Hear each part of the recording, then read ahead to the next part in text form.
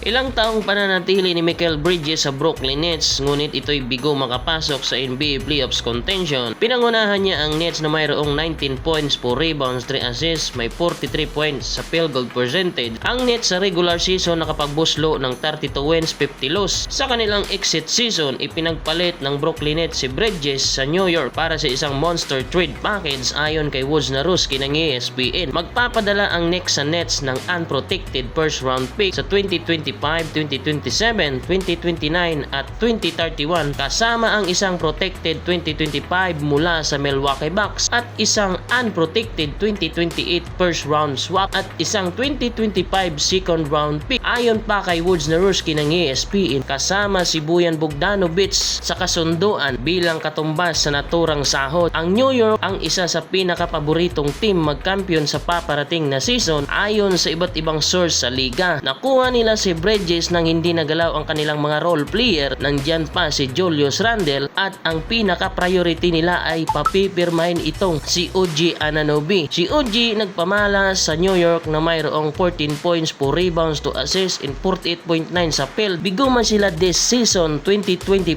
ngunit magbabalik sila na mayroong NBA team champion caliber. At kung iyong nagustuhan ang aking video, maaari ka mag-comment, click like and subscribe.